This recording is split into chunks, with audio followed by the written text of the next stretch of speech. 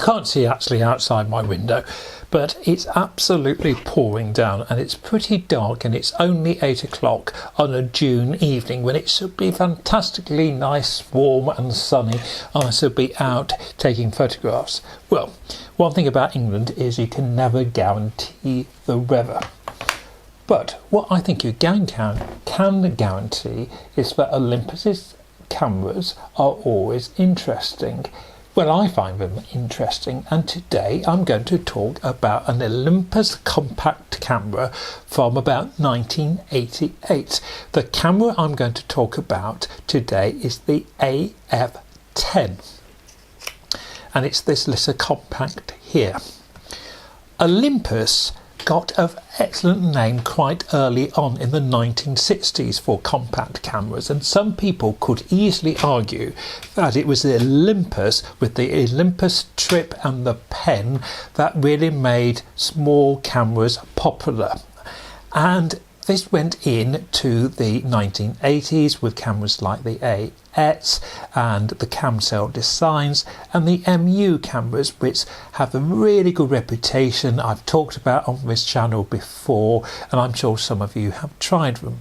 Then there is the cheaper type of trip cameras, and the great thing about Olympus, I think, is the range of cameras they made. They made a very high quality and some very affordable cameras. Now, the MU cameras are quality cameras in the high spec they have. They have up to 100 focusing points. Well, not focusing points, but 100 points they can focus to, okay? Where this little AF only has 5. Plus, the MU camera is often, well, the fixed lens camera is a 2.8, this is a 3.5. Having said that, this still has the cam cover, as you can see here. It's a nice construction, and the lens is still an Olympus lens. This camera is extremely basic to use. I'll start with the batteries, because the MU cameras take a C123 battery. Is it 123? And it's a great battery, but it's not easily obtainable and it's quite expensive. Look at this. This takes 2 very common or garden AAA batteries. So the batteries here are brilliant, okay? So that's the first point in its favour. Second point, to load the film is extremely easy. In there, leader there, and close. Do watch out for the foam. It's normally in quite good condition, but that is something that you might need to check. You've got a nice window here, so you can see if there's a film already in the camera, and if there is a film in the camera, you can see what the ISO is. So you've got the film in the camera. Very basic functions. You've got a self timer and a counter. You've got no flash override. And I know through looking at some of the comments on some of my other videos, a lot of people out there do like the flash override.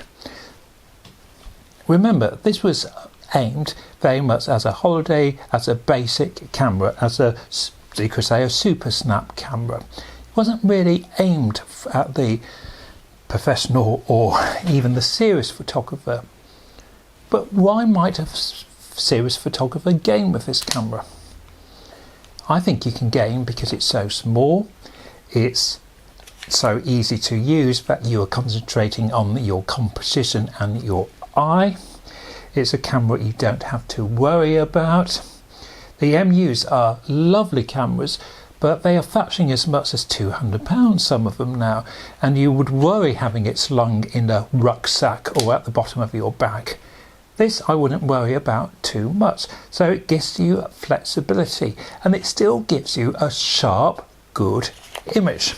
As I said, it has a built-in flash, it has a tripod socket, It's completely automatic exposure and automatic focusing. You can see the focusing mechanism up here. I've had a few of them and I found them all to be very successful. In fact, I was about to do a video on the AF-10 last year. I got hold of one, I was just about to use it, and I had put it on eBay and it went immediately. I didn't even get to put a film for it. This one I picked up for a few weeks ago, and it hasn't gone on eBay. It's in quite a used condition, but the lens is clean and the film came out very sharply. Let's see how well the film did come out. This first photo is in Corfe Castle, and I spent a pleasant evening in Corfe, and this is of the town hall, which is the smallest town hall in England, as you can see. Okay, and the tones came out quite well. I was impressed with how this little camera actually handled. It was a very dull evening, and this is slightly going at the edges, but again, as I said, it was one late evening and the light was fading.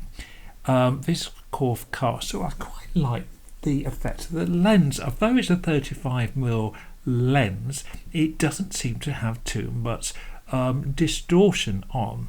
Again, the lens itself, I think, performed very well. This is at Stinsford Church, where the novelist Thomas Hardy is buried.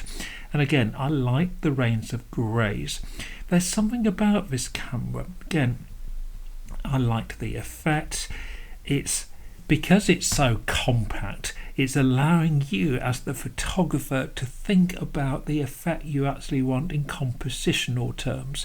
On the left here we actually see the grave of the novelist Thomas Hardy, and on the far right is the English poet laureate C.S. Lewis.